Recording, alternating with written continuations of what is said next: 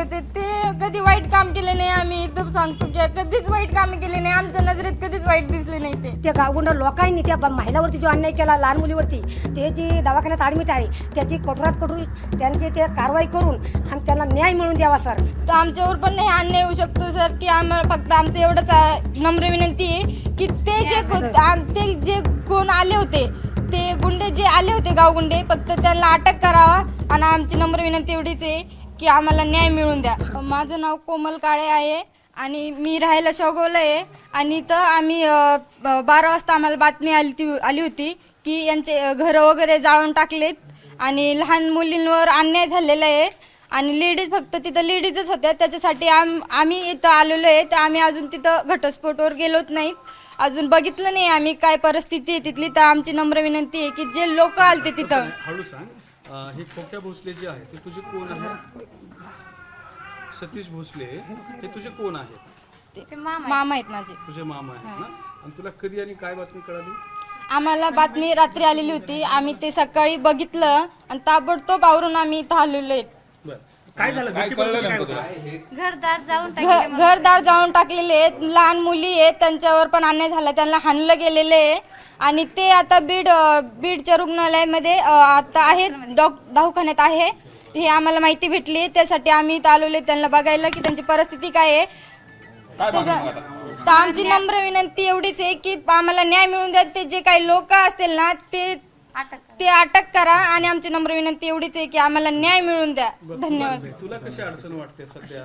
तू कुठल्या शाळेत? मी त्रिमूर्ती शाळेत आहे, मी शेवगावला. कारण की आज ह्यांच्यावर झालंय, आमचे लोक शिकत नाही, उद्या आम्हाला पण बोलतील की ही बोल. कशी भीती वाटते? कसं हे होत आहे तुझं? शाळेवर जायला वगैरे भीती वाटते? कसं? आम्हाला शाळेत जायला भीती वाटते की हे सर लोकांना काहीतरी व्हिडिओ व्हायरल केले की सर लोकांना धमकी देतात, असं व्हिडिओ व्हायरल केला गेलता.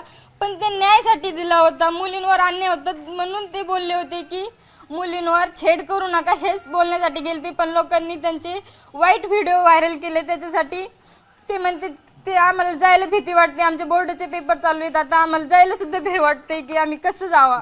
हे जे तुझे मामा होते कसं वागायचं तुझ्याशी? कसं होतं त्यांचं? ते खूप चांगले होते. ते कधी वाईट काम केले नाही. आम्ही इथं सांगतो की कधीच वाईट काम केले नाही. आमच्या नजरेत कधीच वाईट दिसले नाही ते. मग तिकडे कसं आता वातावरण तुमच्या तिकडल्या परिसरात शेवगावला वगैरे? चांगलंच आहे.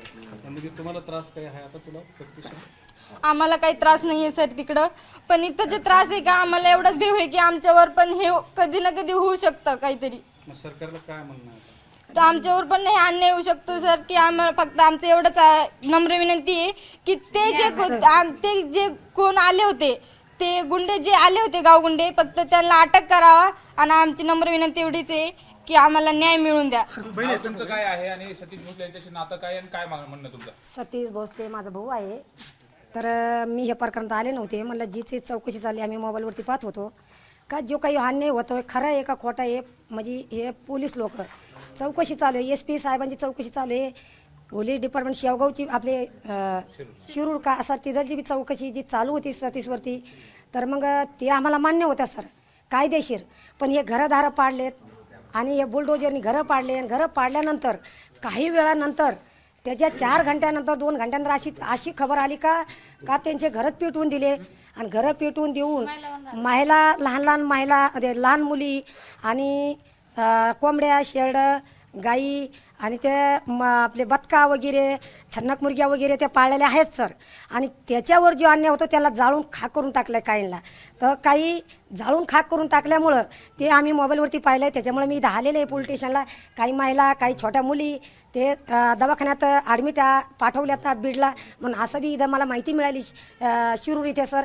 त्याच्यामुळं कसं आहे मला त्यांना न्याय मिळवून द्यावा हे माझी बीडच्या SP ला माझी विनंती आहे का जो रात्रीचा जो अन्याय आहे, पहिला जो सतीशवर अन्याय होता तो अन्याय आहे का नाही आहे तो सरकार त्याची तपासणी चालू होती. त्याला तिकडून परग्रामातून धरून आणलं आहे आणि त्याचा जो तपास होईल तो पोलिसांकडे होता आणि तो आम्हाला मान्य होता का काय तपास होते पुढं पाहू.